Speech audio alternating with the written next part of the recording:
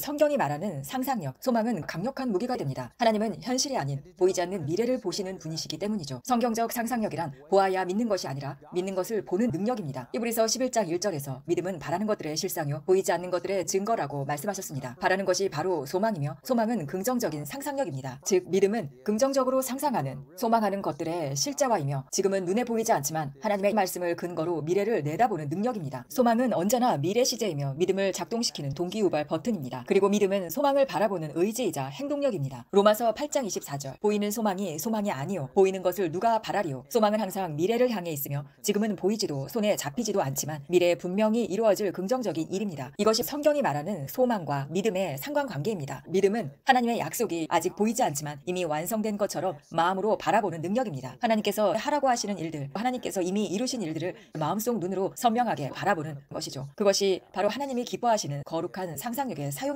이 상상력과 믿음의 원리에 대한 성경적 예시를 하나 들려드리겠습니다. 사사기 6장의 기드온 이야기입니다. 그 당시 이스라엘은 미디안에게 정복당한 상태였고 기드온은 숨어 있었습니다. 미디안 사람들을 두려워해서 몰래 밀을 타작하고 있었던 것이죠. 그런데 하나님은 그런 그를 보시며 큰 용사여 라고 부르셨습니다. 그분의 시선은 우리의 현재가 아니라 우리 안에 숨겨진 가능성과 하나님이 설계해 두신 미래의 모습을 보고 계시는 것입니다. 기드온은 전혀 용사 같지 않았습니다. 오늘날 우리에게도 마찬가지입니다. 하나님의 말씀은 거듭난 자 안에는 전능하신 하나님이 거하시며 예수님을 믿는 자는 예수께서 하신 일보다 더 큰 일을 행하리라 라고 요한복음 14장 12절에서 말씀하고 계시죠. 그 말씀을 익히 알고 계실 것입니다. 하지만 우리는 대부분 하나님의 말씀보다는 상황만을 바라봅니다. 질병이나 가난, 주변의 평가에 눌려 자신의 온전한 정체성을 잃은 채 살아가기 일쑤죠. 기드온도 그랬습니다. 제가 큰 용사라면 왜 이렇게 숨어서 밀을 타작하고 있어야 합니까? 그러자 하나님은 이렇게 말씀하시죠. 너는 가서 너의 힘으로 이스라엘을 미디안의 손에서 구원하라. 내가 너를 보내지 아니하였느냐? 하나님은 지금의 모습이 아니라 말씀 안에 있는 우리의 정체성을 보십니다. 우리가 하나님의 말씀을 기준 삼고 세상의 소리보다 하나님의 선언을 따라 산다면 우리 역시 우리 세대에서 구원의 통로로 쓰임받을 것입니다. 하나님은 너는 큰 용사다 라고 말했고 상황은 너는 약자다 라고 말했지만 진리는 오직 하나님의 말씀에 있습니다. 예수님은 나를 주로 고백하고 거듭났다면 우리는 전혀 다른 존재라고 말씀하십니다. 영의 세계에서 우리는 예수님과 동일한 본질을 지닌 존재입니다. 주와 합한 자는 한 영이니라. 고린도전서 6장 17절 그가 그러하신 것 같이 우리도 이 세상에서 그러하니라. 요한일서 4장 17절 하나님께서 우리 안에 보시는 모습은 우리는 큰 용사입니다. 이제 우리가 선택해야 할 것은 이것입니다. 하나님의 말씀이 우리의 내면에 우리가 누구인지 무엇을 할 수 있는지를 그려가게 허락하시겠습니까? 아니면 여전히 거울 속에 비친 모습, 사람들이 하는 말, 과거의 경험들이 우리를 규정하게 그냥 두시겠습니까? 우리가 하나님의 말씀을 자신에 대한 비전으로 붙잡는다면 그 믿음은 현실로 나타나게 될 것입니다. 우리는 하나님의 말씀을 그 자체로 믿는 자가 되어야 합니다.